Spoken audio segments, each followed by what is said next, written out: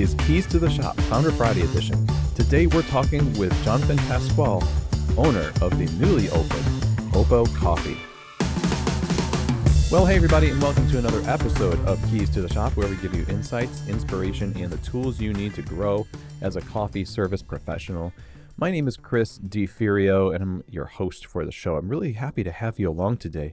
It's going to be a great episode as we are going to be diving into a before and after episode. This is where we go and talk with somebody right before they are getting ready to, or in the process of getting ready to open their coffee shop or their roastery or both, and have a bit of a conversation about what's going on, why they're doing it, what they're expecting to happen. And then we come back about 3 or 4 months after they're open and we ask them how it's going. What is it about now that you've been open that's different than what you were planning on? What are the challenges that actually happened the first month, etc.? So it's nice to get this kind of bookended experience, and that's what we're going to be doing today. So I'm excited to have you along. Now, if you're interested in Keys to the Shop consulting, that is one of the things that I offer along with this podcast. Keys to the Shop consulting is all about offering one-on-one coaching and consultation to coffee shop owners and operators to help you bring your business to the next level or to help you start your business off on the right foot. So if you email chris@keystotheshop.com, I'll set up a free discovery call with you. We'll figure out how Keys to the Shop can help you, whether that's scaling your existing business and refining your operations, people, and quality, or like I said, you're really hoping to have somebody to be with you as a voice of perspective and clarity and finding solutions and helping you avoid mistakes when you're building your business. This is also what Keys to the Shop consulting is all about, much like this podcast. And so email me, chris@keystotheshop.com, and talk about how Keys to the Shop consulting can help you. Now, when it comes to making great coffee in a coffee bar, one of the things we rely on, of course, is the equipment. And one of the best pieces of equipment that you have at your disposal is the ground control Cyclops brewer from Opo Coffee. Now, this brewer is got SCA award-winning technology on the inside, revolutionizing the kind of expectations we have for batch brew coffee. It gives you access to an incredible depth and range of flavors in your coffee. It's like getting to know your coffee all over again, really.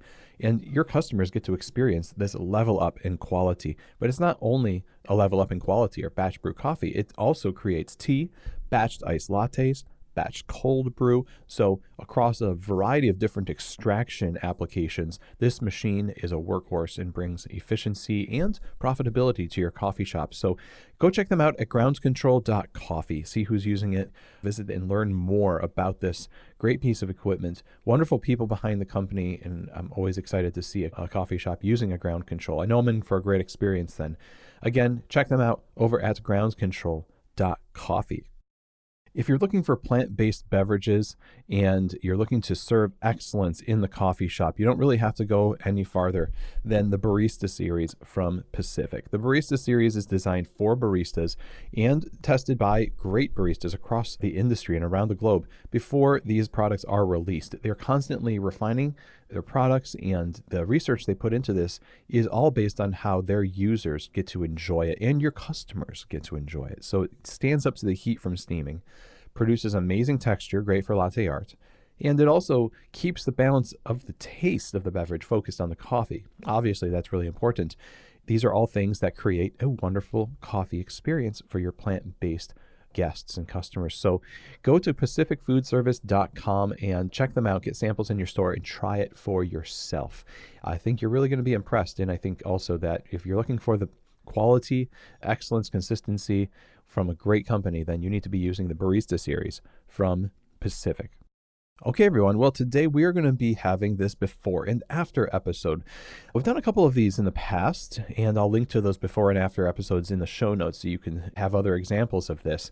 But, Jonathan is a 2-time guest on the show, once for Founder Friday, and then again during COVID, in the height of COVID, when we were trying to get some advice for people who were navigating as owners what to do. And he had some really timeless and great wisdom in both of those episodes. And so when I found out that Jonathan was opening a new coffee shop and roastery, a new brand called Opo Coffee in Atlanta, I knew that it was a great opportunity to tap back into that wisdom and get him on the show to talk about, you already have a coffee shop and a successful business, and What's the thinking behind this? What's the goal? What's going on behind the scenes when it comes to starting a roastery and also a coffee shop? There's a lot that goes into this. Fundraising, the hiring of staff, training, learning to roast in general, just going into a space where a lot of us want to go learn to roast and become wholesale providers. This is the next step for Jonathan, and Opo Coffee is that expression. And so in this first half of the conversation, we're going to be talking about how in the process of running Taproom Coffee in Atlanta, which is Justin's flagship store, first store, he came to the conclusion of, we need to make this next step, and what went into the planning and some of this execution at the point of this interview. Now we have a second half of the interview is going to be a few months into the actual opening of Opo Coffee. And we're going to get the after. What has gone on since the opening? What were the challenges, maybe unforeseen challenges? What were the surprising things that were great you didn't expect, or some you did? This is the kind of stuff that when you want to open a coffee shop, you always search, whether it's a Founder Friday episode or testimonials online, what is people's experience and how can I prepare myself if this is something that I'm doing? Now, it's unique because Jonathan is not just new to coffee and started a roastery and coffee shop. He's been in the coffee game as a consultant and owner and professional for quite a long time. So even if you're not starting from zero, neither is Jonathan. And this would be instructional and impactful for you if you're thinking about taking on another venture within or to the side of your existing venture. So Jonathan, as always, shares amazing insights here, and I can't wait to share this with you. So why wait? Let's get right to it. Here now is my before and after conversation for Founder Friday with Jonathan Pascual of Taproom Coffee and now Opo Coffee in Atlanta, Georgia. Well, Jonathan, welcome back to Keys to the Shop. How are you doing today? I'm doing great. Thanks for having me on again. Yeah, absolutely. I think this is the third time for you, right? Yeah, I believe so. Third time. We just love having you down here or up here, over here, wherever we are. Yeah, Keys to the Shop. And you have a lot going on over at Taproom, but beyond that, as you expand and grow the business, as you grow what you're doing, even in the midst of, things like COVID and kind of reorganize what you want to do, you've been developing this project of roasting your own coffee, which, as we've talked about on the show before, is no small feat to do that.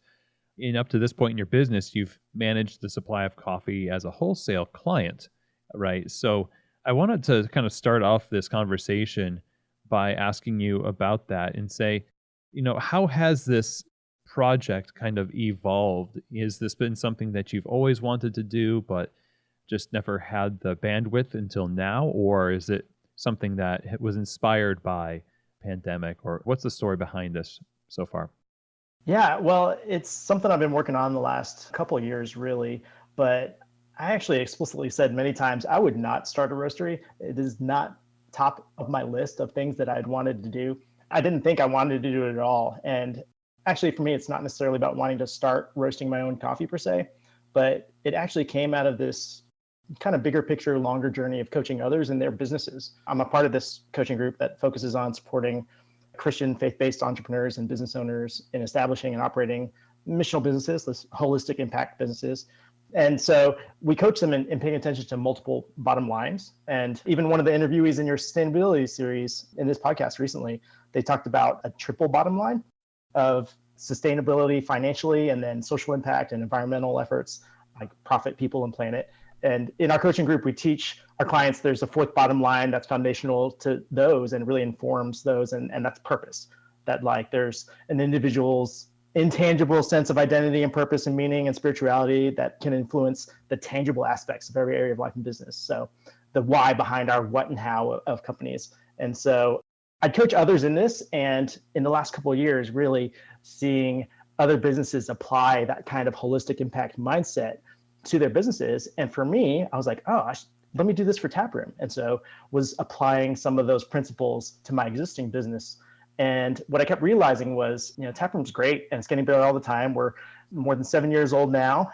And I realized that no matter how much I improved that business, it would still be limited in scope relatively as a neighborhood coffee bar.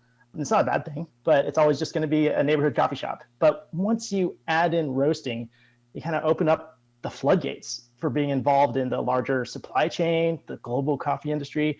And so roasting allows more revenue streams, opportunities for employment, professional connections, platforms for impact.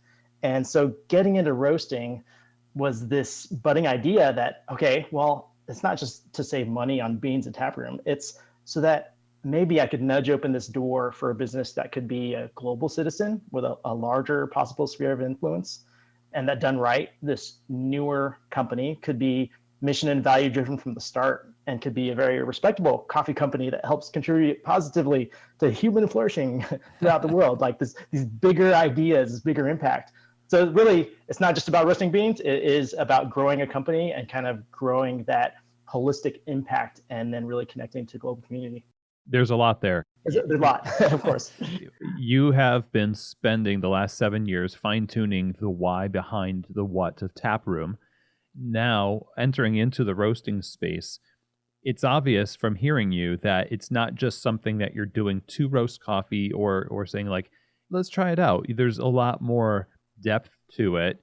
And what does that depth look like practically when you set out to start a roastery that is values driven, heavily values driven? You want to make sure that you're going to make good on those values and that those are going to be seen in your actions. In coffee, we tend to have a lot of good marketing around values, but we don't have a lot of actions to back it up.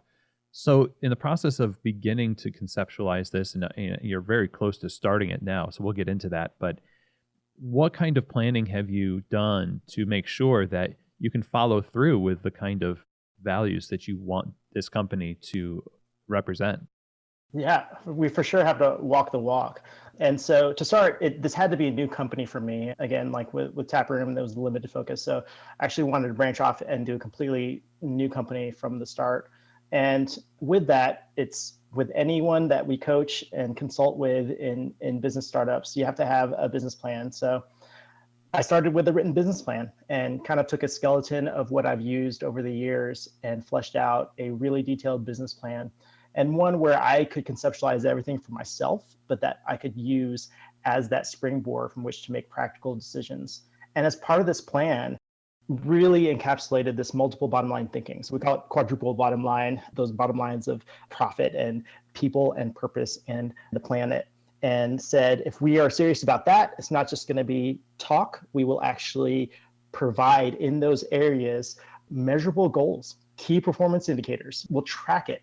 We'll actually hold ourselves to be accountable in these areas. So, for example, one of the things that we're going to do is have certifications. We're going to have objective third-party organizations that look at those areas for us and say, okay, you're at least doing these things and we can measure these things, and you can show your customers, your employees, your community that you're not just saying you're doing something and having maybe a tagline on a website or a bag of coffee, but here's how that plays out practically. So one of the things we're doing with taking care of our employees is making sure we're paying living wages.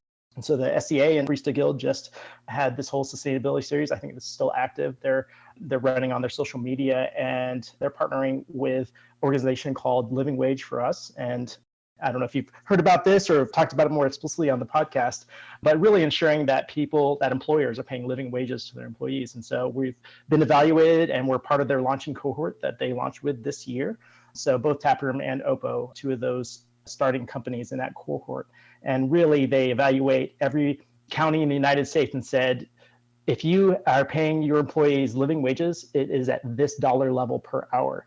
And we made sure we meet those minimums and go above and beyond. So we're actually at level 2 certification for both of our companies in paying living wages and making sure we're taking care of employees. So that's one area. We're also committing to a certain level of environmental sustainability or contributing to those efforts worldwide. We're part of the 1% for the planet commitment corporately, where we pay 1% of top line sales revenue that go towards environmental sustainability efforts. And we're partnering with a specific organization in that called Plant with Purpose. And then we're also getting an organization to do an evaluation for us on the lines of purpose, which is like, how do you measure purpose at all. So we have this organization that we're partnering with that will do an evaluation with all of our employees, with our stakeholders, and say, how much do they understand our stated values and mission? And then do they feel like it's actually being carried out inside of our company and through our company? So these more independent evaluations of our high and lofty goals, I think that was really important to weave in from the start. Just like we would measure our cost of goods and all of our margins and profit and all of that, with these different areas, we're trying to measure and control, evaluate to improve as much as possible. Okay, so you just mentioned doing your cost of goods, and that's something you do, but this is outside, independent of your business, making an evaluation of your business. Why is that important? It's important for accountability. Anyone and everyone can say something good publicly and then pretend in a way that they are carrying it out just because of the way they talk about it or post something nice on social media. But when it comes down to it, a lot of times I would say as a consumer, I don't know how they're really carrying that out. And so something like this, and a lot of companies putting out, transparency reports or sustainability reports, these are ways that the consumer and any stakeholder in that company can say, oh, like we actually see your numbers, we see your books, we see that you are backing up this talk with real action and with something that you can be held accountable to, and that you're offering yourself up to be held accountable in those areas. I think it's super important. Otherwise, you're just, talking fluff and then not backing it with action. Yeah, good point. I agree with that. And not to get too far down this rabbit hole as it is, the idea of putting out a transparency report is great, but it's often just like the end of it. Like, how do you plan on when there's a transparency report or somebody makes a comment or a suggestion about something that can improve, which arguably would be the goal of accountability, is that somebody holds you accountable for something that may have slipped.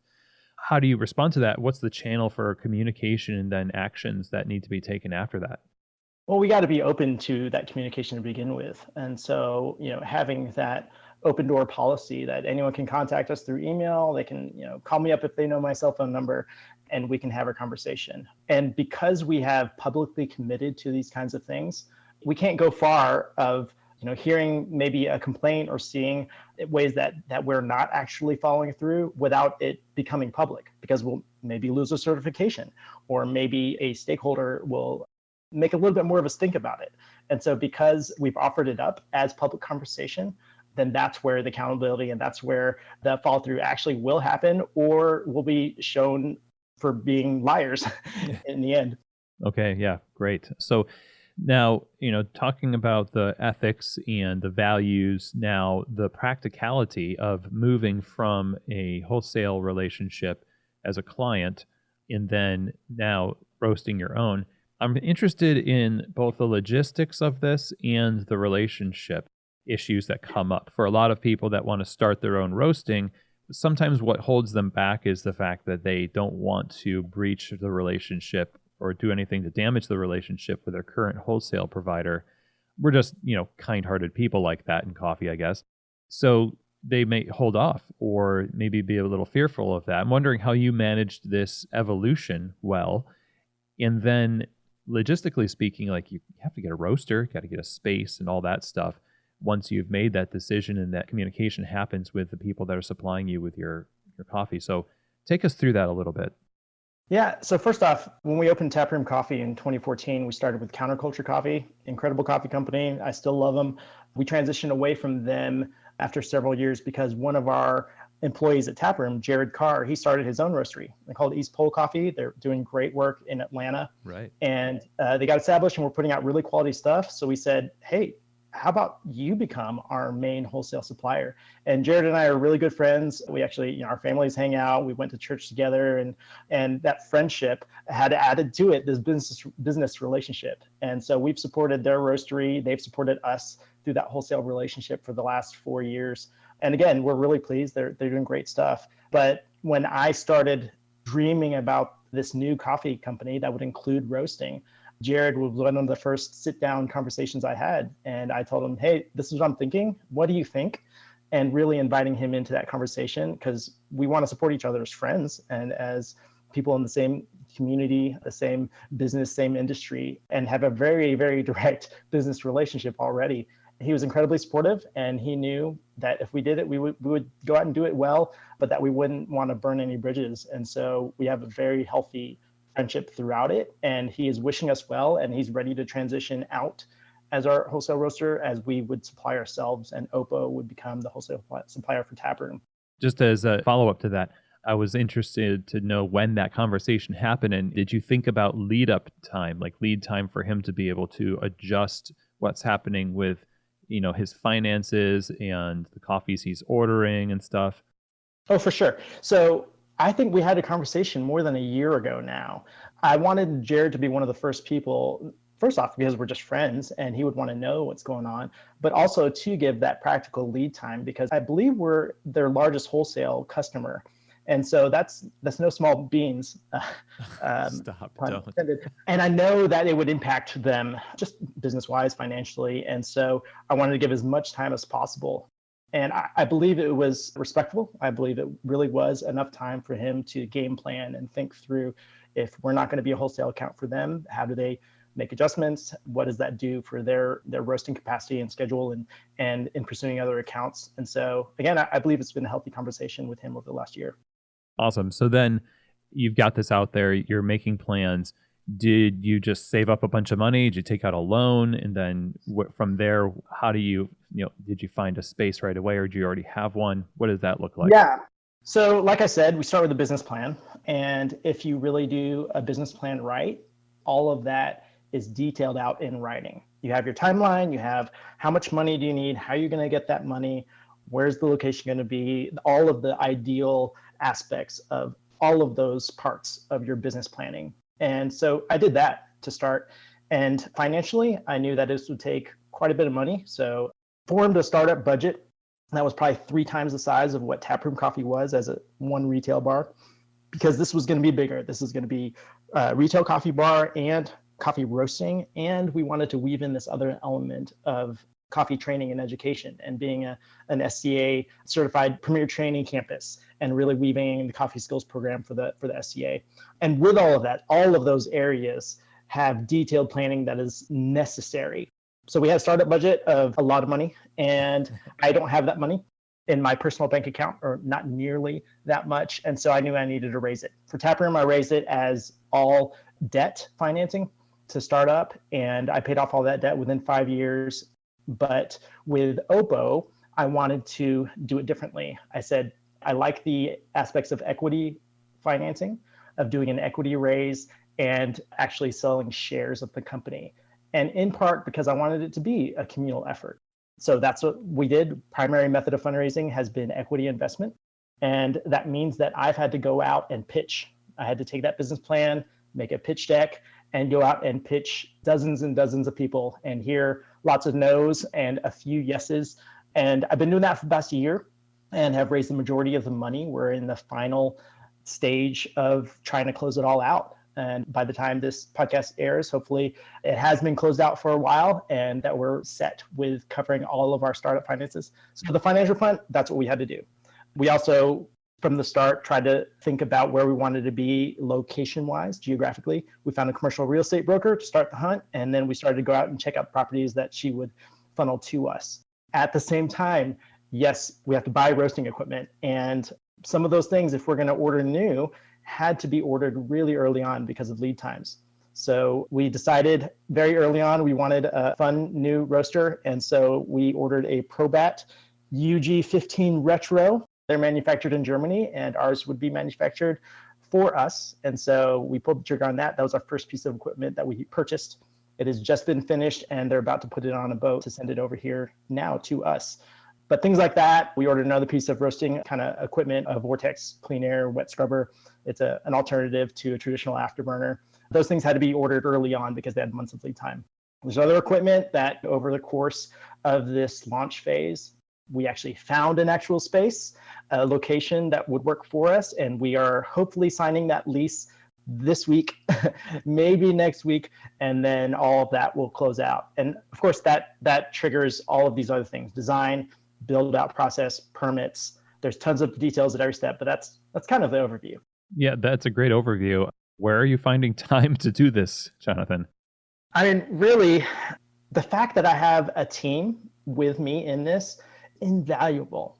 So Taproom, I had started 8 years ago now, all by myself and did not have a team of people working on any of this. With Opo, I wanted it to be a team effort, did that through the equity stakeholders, and then through the actual practical launch team that would actually do operations. And so one of the guys I have with me, Chris Averett, he came from Thrive Coffee.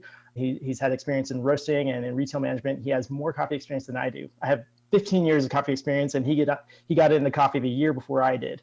So he's incredible to have as our director of coffee, and he's taking on a lot of this planning. As well, we have Jenny Burrell, and she's been one of my store managers. She opened up our retail bar that we talked about in the last interview on this podcast that we had opened in a high school. She ran that. She ran our main location retail bar, and she's coming on as our director of marketing. And the three of us together get to share all of these duties, all of this planning. They've been full-time with Opo for the last 3 months. It has been amazing to be able to have a team where we're all sitting in our wheelhouses and sharing the load. So that's in part how I'm doing it with time. Taproom is self-sufficient. It's got a store manager that runs it, and the staff there is incredible. And I only have to touch base and check in every now and then, but that doesn't take the day-to-day time out of my schedule. Really, right now, I've been able to focus a lot of my time on this launch for Opo Coffee. And on the home front, my wife is incredible. She works full-time as well. She manages the staff, not in coffee. She works for our church as an executive director. We both are very high-capacity people, but also who prioritize home. And so we have 4 kids at home, and we have to get them to and from school and dinner on the table every night, and making sure that we don't miss out on memory making with them. So we really prioritize all of that. It sounds like a lot, and it is a lot, but personally, being organized and having our priorities set straight, it ends up working out because we're intentional about it all. Yeah, I was going to say you're intentional, you're choosing that, and it's not out of control. It's stuff that you've curated as a part of just what this life is for you and your family and your business. For sure. Yeah. So when we think about starting a roastery, there's a lot of quality decisions that need to be made. Well, one, there's the educational aspect about learning how to roast and not having, commercial roasting, like years of commercial roasting experience yourself, but having people around you that also do. I imagine you're leaning on them to help you determine what the beginning quality standards will be for the coffee and how you all will sort of launch with an ethos of what the flavor profiles will be, how sourcing is going to happen. Give us an inside look into how you want this to look quality-wise. What kind of coffees are you going to be sourcing, and how have you gone about setting the standards with a new roasting company? Well, I like to approach it from a mix of the coffee business side and then the consumer side. And so I've been able to play in both worlds because of running coffee shops, but then also being a coffee consumer, going to coffee shops, drinking coffee at home, and having a wife who really prioritizes the convenience rather than necessarily quality. And of course, conversations constantly with people. And so as we're starting a new coffee company and having to face these decisions, these questions of what coffee was sourced at what quality, it is a mixed bag. We are a specialty coffee. And so we're in that in an objective quality range of scoring of 80 points and above for these coffees at the green level. And we want to maintain that. We're not going to go below that specialty range, but can we be a company that is joining in with others that seem to be in this quasi movement of, can we do that lower quality range in a way that's presented super well and for a customer that wants it? So those 80 to 85 point coffees that producers are putting out, and that maybe they're doing it in transition towards higher quality coffees. Maybe it's just where they're at. Maybe it is in mix of having some higher quality and lower quality coffees. If we have the customers who are willing to buy that, can we be the coffee roasting company that's willing to purchase from the farmers and present it really well to our customers? And that's what we want to do. And so we even have communicated with some of our initial green coffee sourcing partners and said, here's our approach. We want to have the quality level that people have seen in the specialty coffee industry and coffee shops and roasteries. We also want to present this other window of quality where maybe my mom would buy it rather than her going to Costco or Dunkin' Donuts and just saying, I want a coffee I can drink every day and not break the bank. I want to support my son, but his coffee is way too expensive. And so I want to be able to serve that kind of customer. And so I'm taking kind of those personal views, and then we're having these conversations internally within our team, and then with our sourcing partners. We'll continue to have conversations as we build this roasting program. We have several partners that we want to partner with long-term in our green sourcing, and kind of our philosophy behind choosing those partners and in choosing our coffees. When we are looking at the farmer level and those relationships with coffee farmers, we want to partner with organizations that they know what we're doing when we don't. So we're not directly going to a farmer in Honduras and saying, I'm a new coffee roaster, like, here's what I want to do. We're saying there's existing in between people or existing partnering sourcing companies that can do it well and in a way that is honoring and sustainable for coffee farmers in ways that we cannot be directly. So we have some guidelines that we are looking at right now for how we select and cultivate meaningful sourcing partnerships. We want it to be long-term. We're not just concerned about getting the highest quality micro lot once and then moving on to the next trendy coffee. We want to buy from the same farmers or co-ops year after year, have mutually beneficial business relationships. We want them to possibly be value driven like we are. I mean, prioritize partnering with entities and individuals that embody similar corporate values. Our values are positivity and respect and honor. And we want them to at least share or respect that we are approaching things with those values. We want there to be local leadership, reliable communication, long-term presence. We're shooting for relationship, not disconnected outsiders swooping in and dictating parameters of strictly business transactions. We want there to be that quality, like I said, and always improve. So that's one of the factors. But we're going to play in that lower 80-point range and be comfortable with that. And really, we want personal contact. We want to make periodic trips to origin that aren't exploitative, that are not touristy focused and on my individual personal enlightenment, but that really are genuinely supporting. And we can go and visit in person to cheerlead really these farmers and organizations at origin who are the backbone of the industry and without whom we wouldn't have a global specialty coffee industry. And so doing that respectfully, doing that well, but wanting that opportunity also for personal connection to origin. So those are some of the general and even specific principles that we're approaching in selecting these sourcing partnerships. With that, we are partnering with a few companies to start. We already started roasting coffee on some borrowed equipment, and first coffee came from Honduras through Soci Coffee. They're based out of Texas, and they've got a washing station in Honduras. And so they're sourcing some great quality coffees, but also really supporting farmers really well. We're in talks with Cafe Creole, with Long Miles Coffee. Those guys, Joey Stazzoni and Ben Carlson, run those companies, and they're incredible. I've known them for a little bit now, getting to know them, and we're looking forward to really healthy partnerships with green sourcing partners. Man, so this is definitely a communal experience. The whole thing. There's so many people involved. You're partnering with a group, your core team. You're partnering with outside organizations to help with accountability and values. You're partnering with the importers and brokers and others who are get the great coffees, but also develop relationships that are going to be sustainable, long-term relationships and mutually beneficial ones. You're saying the things, I think, and I know you're not just saying them because this is something that you follow through on. That's what I'm assuming is kind of the dream for a lot of people that are frustrated somewhat with the older models of how roasting has maybe been done before, which leads me to ask kind of our final question here in this first part of our interview, which is, what kind of challenges do you expect to have in the process, in the executing this? Because right now, nothing is technically done, nothing is launched, and there's always going to be some resistance. I wonder what you expect to experience, maybe not just with the challenges initially for the first 4 to 6 months, but also some of the just normal growth predictions that you might have. What's that first 4 to 6 months going to be like, and how are you preparing yourself for that sort of atmospheric drag as Opo kind of launches into the world? Honestly, I fully expect to be humbled by missteps and failure. Like, I expect there to be things that are going wrong. It's just what happens. And there are going to be growing pains. There are going to be things to learn. There's probably a million little things that we're not thinking of. And like I said, I've spent years in coffee now. And even with all that and trying to be as prepared as possible, I know that it's still true that we don't know what we don't know. When we get into it, all these challenges are going to pop up that we did not foresee. But what I do know is that our team has got the drive and the passion and the grit to face all of those challenges and to push through to the light at the end of the tunnel.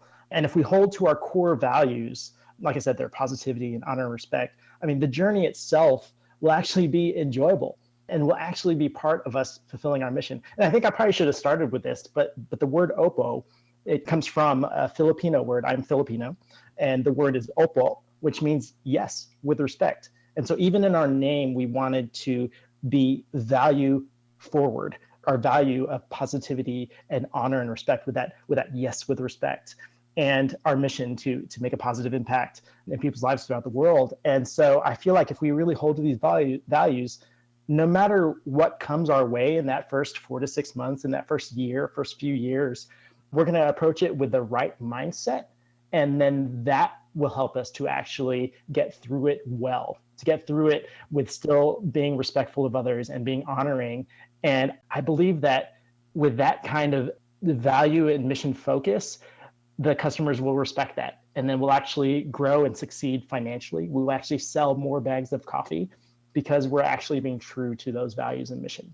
And so practically, I mean, there are other aspects. In the first 4 to 6 months, we'll finish up our SCA certifications, become authorized SCA trainers in roasting and brewing and barista modules.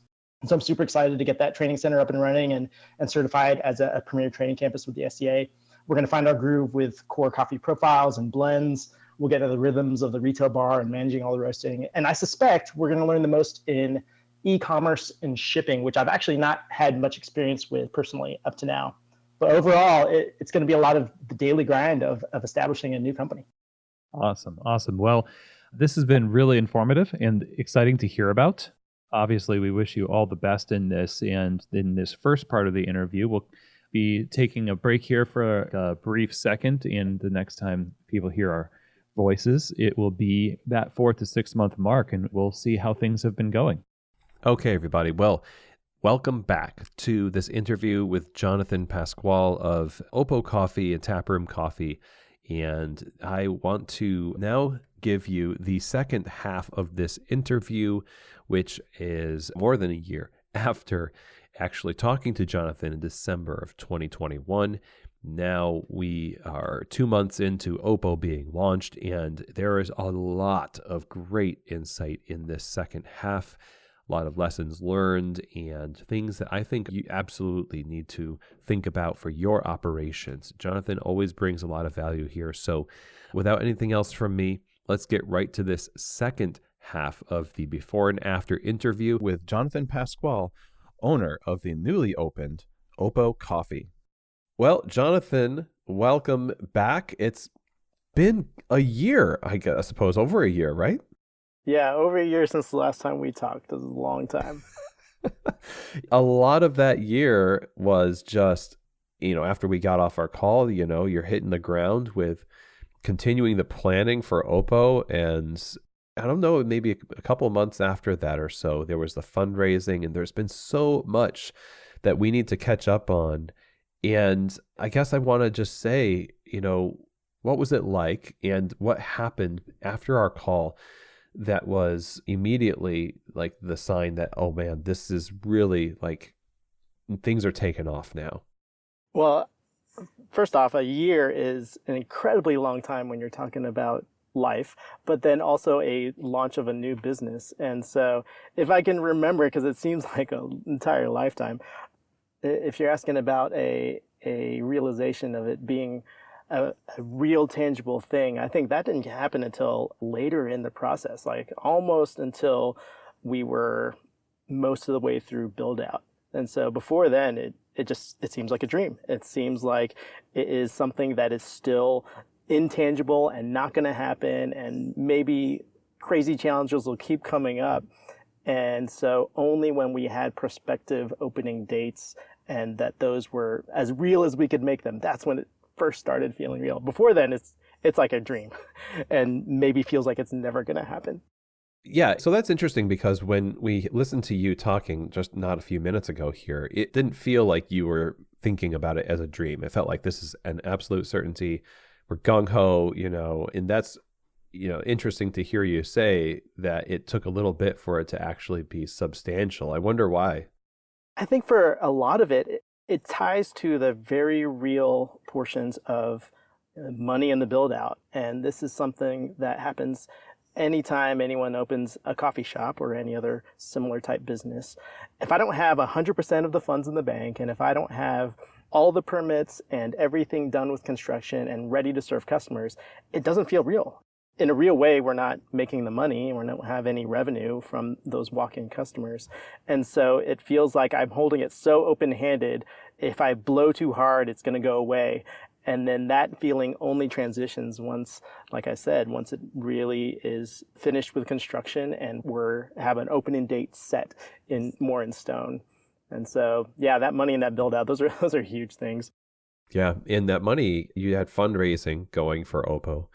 And this went for obviously building out the cafe, but the roastery. And we had talked also about the fact that you've got staff now that you've got to start recruiting simultaneously to all of this. That adds another layer of complexity to it because inanimate objects are one thing. You can put them in storage and you just say, well, it's time to install it now. But when you're dealing with people, it's a lot different. It seems weird to even say that, but how was that aspect of it? Assembling a team in the midst of holding things with an open hand.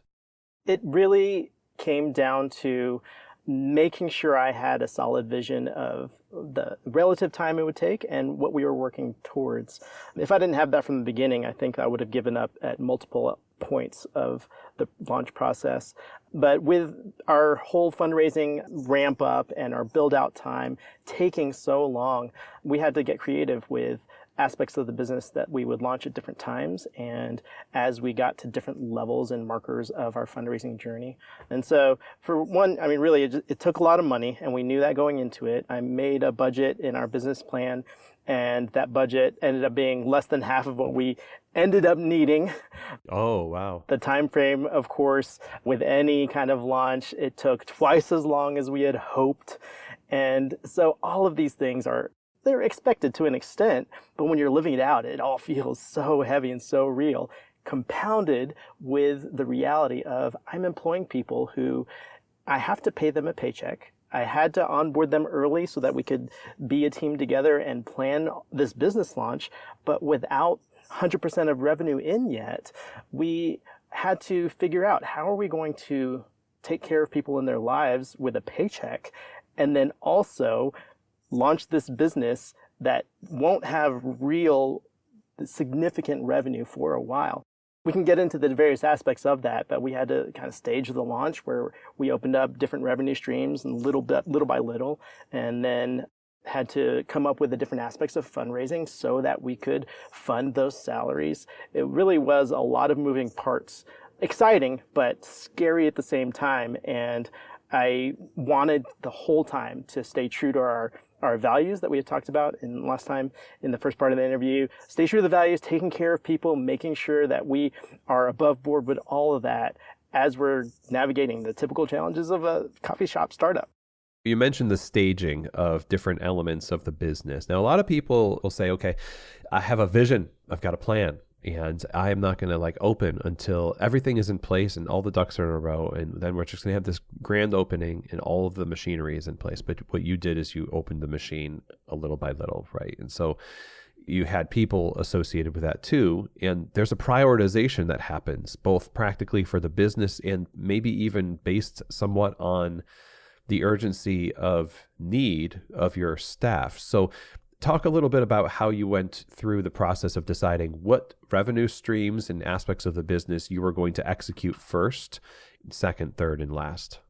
We had to figure out what was easier to do first, and then at the same time decide, is this something that we should do at this moment?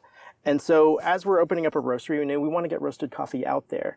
And we couldn't have our production roaster fully up and running in a space that is under construction. And so the very straightforward reality is we had to get other people to roast for us. We had to toll roast.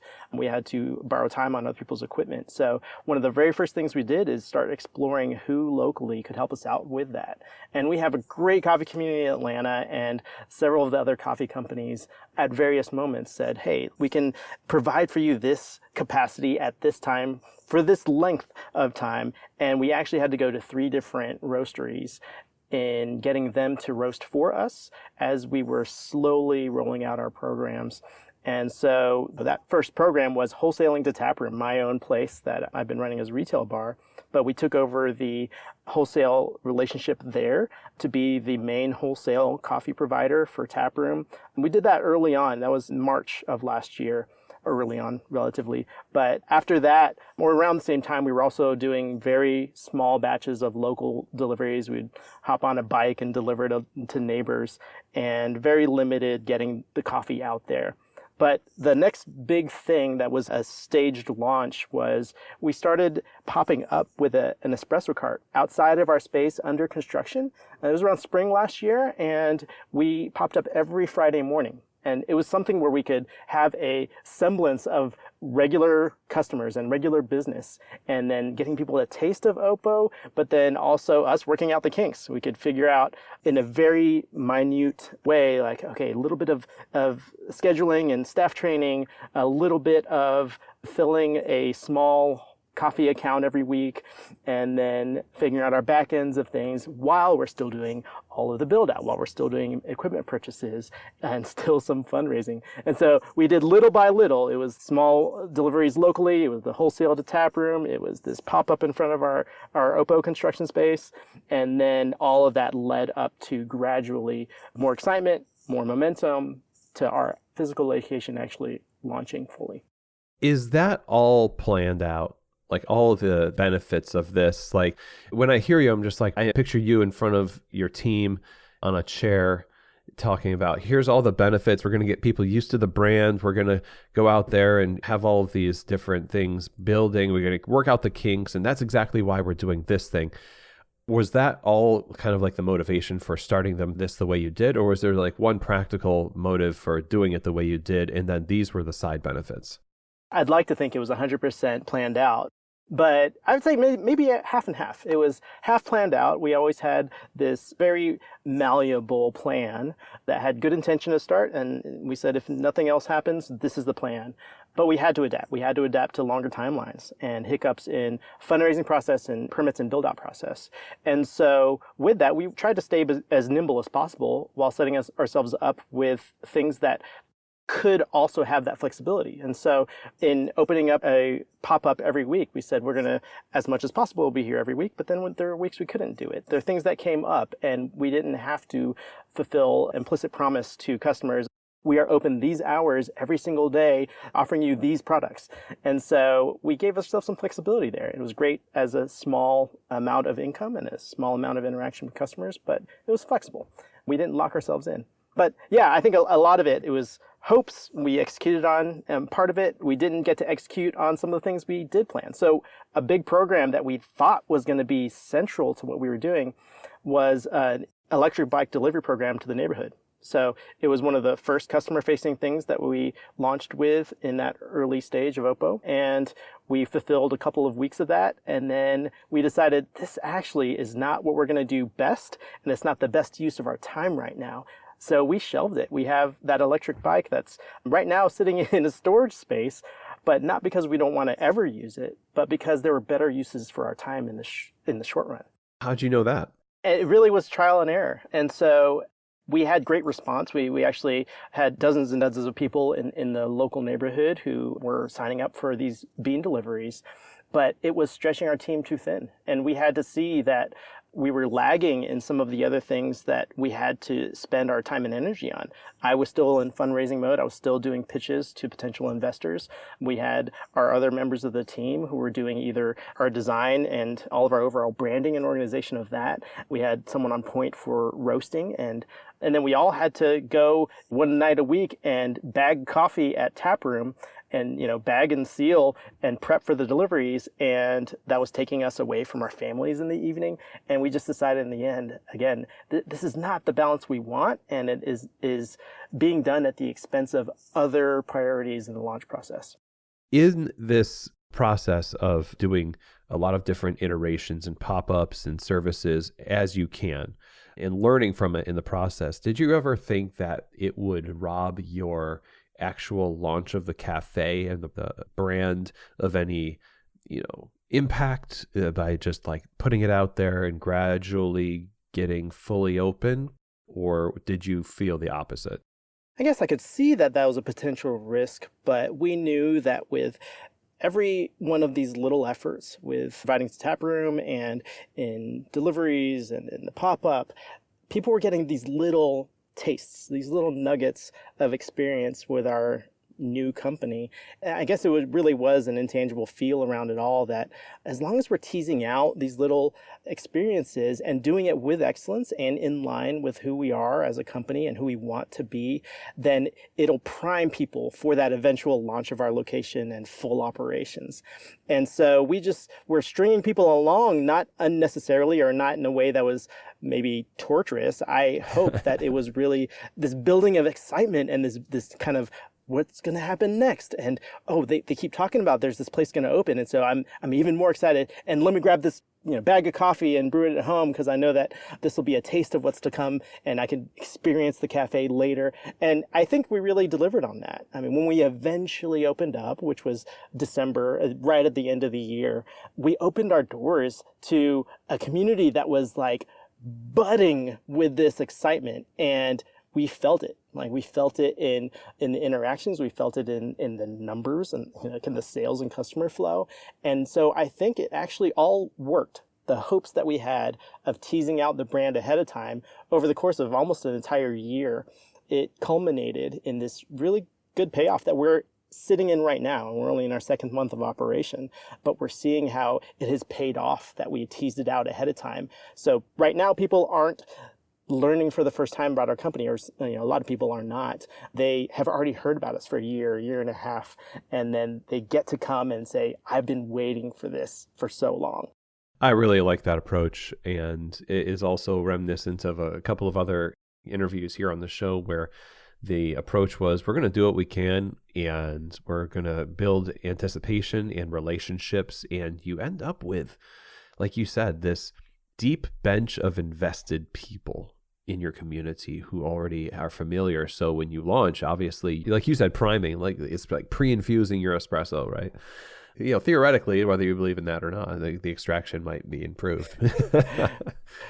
Yeah, and really it is related to inviting a community of people into this launch. And so, you deal with some prospective coffee shop owners, you see them through the process. And sometimes what happens is you have a coffee entrepreneur who is in some ways really silent about the launch process. And then they open the doors and then they wonder, where is everybody? I hoped I would build it and they would come. And they are surprised in a way at the lack of response. And I think that the opposite way is the right way of inviting others into the journey and saying, look, I have this idea and then I've started and here's little tastes of it. And we kept building that community more and more and more. So yes, we had the investor community and everybody who's connected to that. We had the taproom community and we were able to tease out through that existing business. And then as we were able to share the story, we had several people on the operational launch team, and it wasn't just me by myself and only my community or only my small circle of friends and family. It was many people. And by the time we launched, it was hundreds of people and their circles of friends and family and their neighborhoods, their communities. And it has been so fun to be able to have it be a group effort and not a solo endeavor. I really want to emphasize to everyone listening that you should take this last 5 minutes or so of teasing things out and including the community and the example that Jonathan is expounding on here to heart, because that is also my experience, as is yours, because I know you're also a consultant as well. It's like, that is the mindset. And it does feel risky though, in a sense, because there's a lot of, imposter syndrome, and we don't want people to judge our work too early because, they don't know what they're doing. Look, they don't even have their whole business open. But it takes maybe a generous view of humanity and of yourself to assume that people will not only, enjoy what you're doing, but they'll anticipate better iterations as you go. And that's really something I think people should take away as an example here. You mentioned the tap room, and one of the things that happens oftentimes when people are, in your case, you're starting a new brand, but in other spaces, they're just starting a new location. But the original just doesn't get the love. And there's a lot of excitement around the new, and people start feeling a little bit sad, I don't know. So how do you go about, or how have you gone about sort of bringing along taproom while also, keeping everyone there invested and motivated in its own right? That's a hard dance because I want to get excited about my new baby, Opo. And just like what happens with new babies, the older siblings are, kind of overlooked, pushed to the side a little bit because you have this new being. And that has happened. It has happened with Opo that I myself, as the owner of Taproom, have neglected the older sibling a little bit. And I say that a little tongue-in-cheek. I have an incredible team, and that's really what it comes down to. At Taproom, a solid veteran crew where the store manager, Amy, she just does an amazing job. And early throughout the process, we gave each other this sit-down conversation, and I said, I acknowledge I am going to have my focus elsewhere. And she was very quick to say, all right, I will take care of Taproom. You do not need to worry about this kid. You can go focus on your new baby. And that allowed me that freedom to focus, and I could trust her with running things. And she's done an amazing job. So that all throughout, it was COVID into the Opo launch season, and Taproom has chugged along really solidly because of that leadership. And so I can trust her. She can trust her staff of baristas. She trained up an assistant manager, and Amy actually just had a baby last week and is on maternity leave. And I'm still not there day to day. So there's an assistant manager running things, the veteran baristas who are running things. And I want to promise to them I'm not going to neglect them for forever. And so I'll still have regular meetings there. I'll still check in and do one-on-ones with the managers and be able to grow that up. But there is a bigger picture at play too, where we are likely going to transition the brand of Taproom away, and it will come under the family of Opo. So that is news to a lot of people, and we haven't shared that publicly with any of our customers. So this actually might be one of the first public acknowledgments of that. But Opo is going to be the umbrella under which we do any kind of retail operations and expansion, and Taproom will be the older sibling, but will kind of come under the newer brand. And so I'm looking forward to that, and it'll take on a lot of the systems and standards and products and services that Opo is doing for the first time, or doing in a new way as a separate entity, and then Taproom will adopt a lot of that and will lend to it still its expertise and the experience of veteran personnel and a solid connection to the local community. I'm honored to have got the scoop here on the evolution of your brands here. I appreciate your candor and the idea that, as I think about it, neglect, it's a strong word. Neglect is sort of charged with apathy as a word, right? And I don't think that that's the case, because there's only a limited amount of Jonathan to go around. And the fact is that it's not Jonathan anymore. It's not you as the owner. If you've got a mature business, it should not rely on you at a certain point, because you still invest into it. I still call my parents, I still talk to them, but I'm not depending on them. You see that. So we have a good relationship there, but a sign of maturity would be that autonomy that you're talking about with management and things like that. So that's a really good sign. Now, the idea that you're going to be, this new entity of Opo and bringing things under that umbrella, that's really interesting. And it kind of makes me want to learn a little bit about how you organize the cafe expression of Opo using the lessons you learned through Taproom and how you've improved and refined, or maybe even what things have stayed the same. The retail cafe, it's something that I was a little more tentative about when it comes to launching that with Opo, because all I've ever done for years, more than 15 years now, is open up and manage and be the one to be in charge of the retail coffee bar, wherever I've been in whatever shops that I've opened. And so to say, I cannot do that, and then question, what would that actually look like if I'm not the one in charge? I had to answer with, okay, we have an amazing team. We need to build that team. And so we hired a cafe manager who came on, Lauren Benton, who is the lead in getting our retail cafe up and running. And she's authored a lot of our kind of processes and systems when it comes to the retail cafe and has executed on it. So I and the other directors have made recommendations, but then Lauren has said, okay, I would love to do it this way. And then we say, great, go for it. You're the one in charge. And so we actually have not dictated as much as just provided the foundational organizational structure and the expression of, we will have standards, we will have processes, procedures, written, documented ways that we are going about doing this, but there's a lot of room for subjective expression of how you want an espresso bar to come around and come out to customers. And so it has been a fun process to see that from start to now, of Lauren and then the staff of baristas, making it their own in a way, under that brand of Opo, but with a lot of freedom for expression there. And I'm glad to say I am not behind the bar. I am not the one who's dictating those decisions of how it's supposed to look, and this is the exact recipe I want you to have, here are the ratios, or whatever. I can say, you guys did a great job. You are delivering within the ethos and brand identity of what Opo is all about, and keep doing that. So I was able to grow up people within the organization and trust them with this area of expertise. Same's going to happen for roasting. It has happened with roasting. I don't do everything there, but can trust others to do that. Similarly, it will happen with production, packing, shipping, with education and training.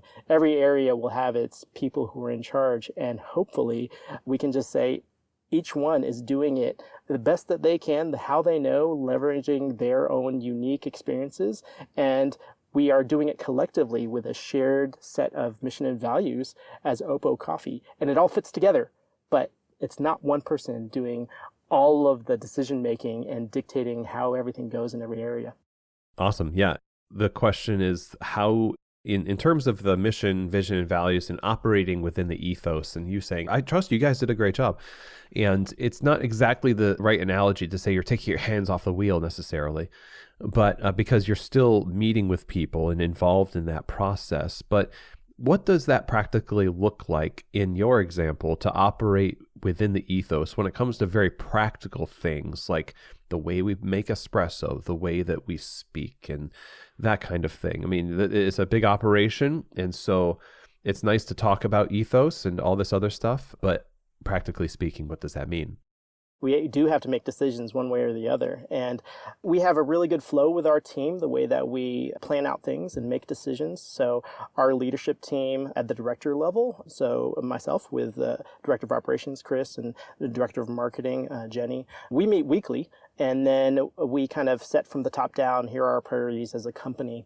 And then as director of operations, Chris then meets with the managers, the cafe manager, the bakery manager, and then says, okay, as you are executing in your specific area, here's what we would love to see. And then that manager then can oversee their specific staff in their area and then execute on that bigger picture. But when it comes to how's it going to look for, again, like an espresso recipe, how you dial in, how you sweep, all those kinds of things, we have a lot of experience from retail bars. And so we have borrowed from written manuals. We have copied checklists over in Google Drive.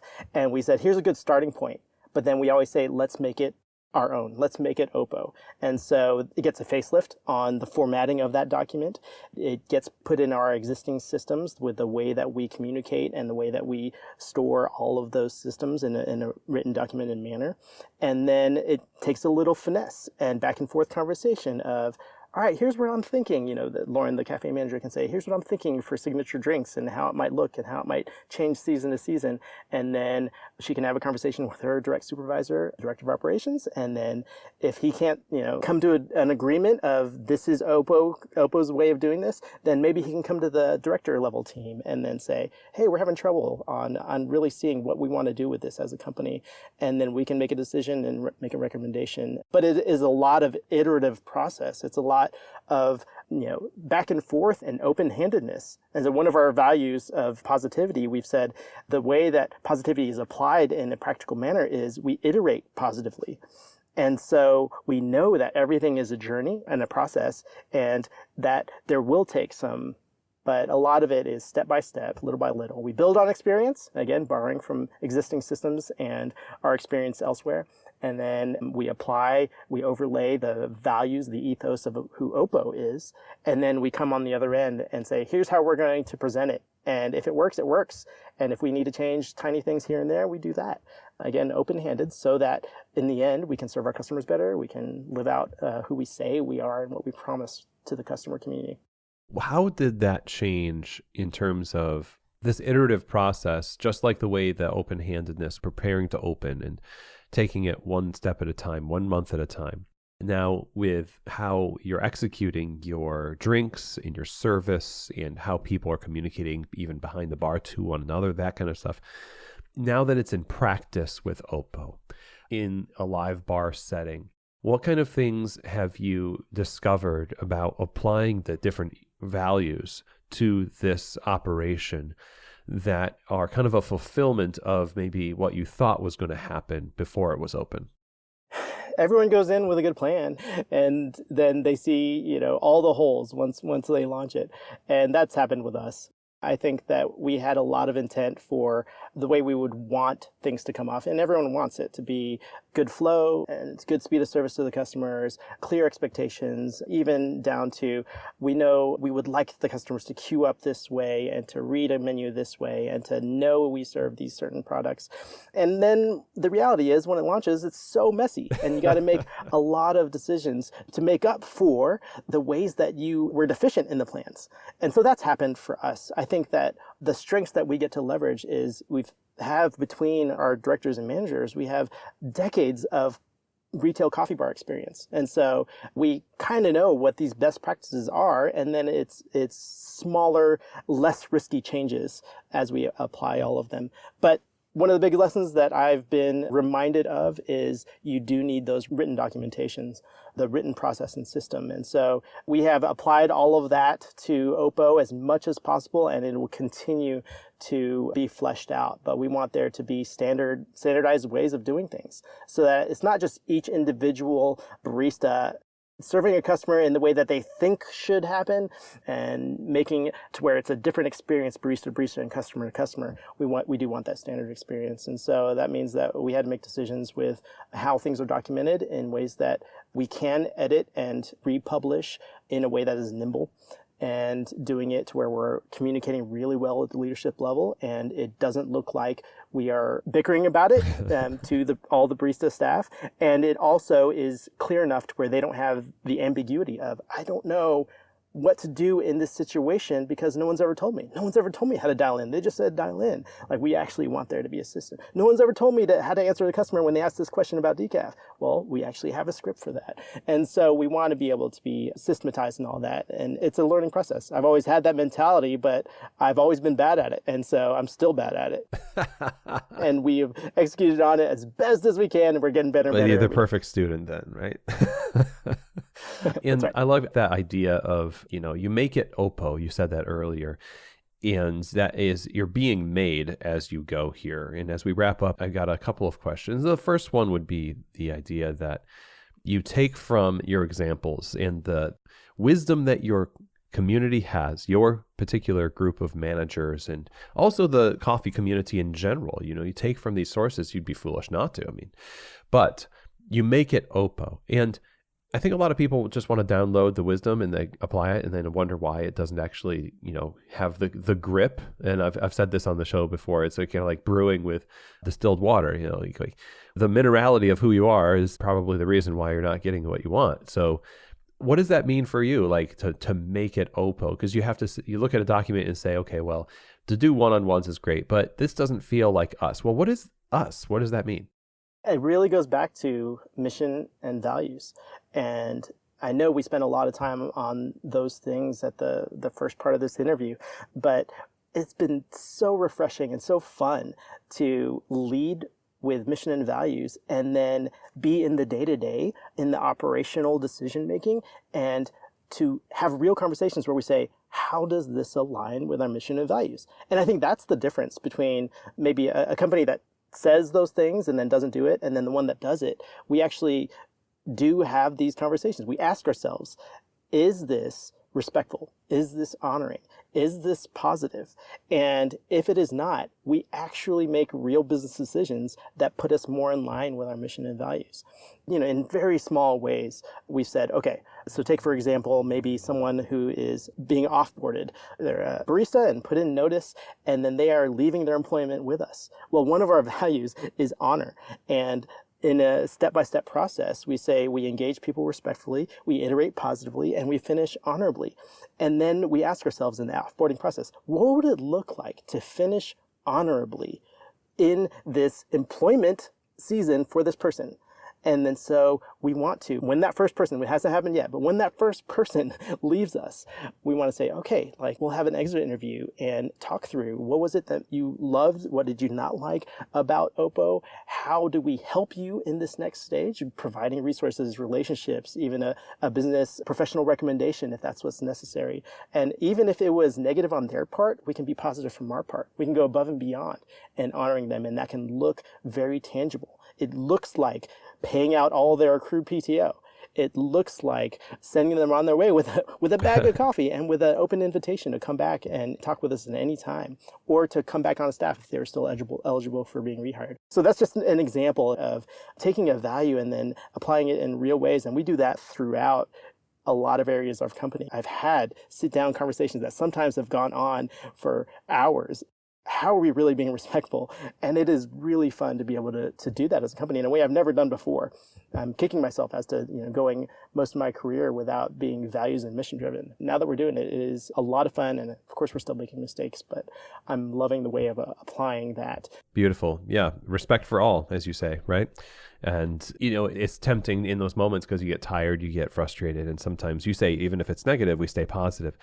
If you're not values-based, then you have nothing during those weaker moments in we're just human beings, we don't have anything to fall back on. And so we just kind of fall back to the lowest common denominator of behavior and that lack of values. And, listening to you, and I realize maybe this is your personality, but this tends to be the kind of thing that I actually pick up from a lot of people who are mission and values driven.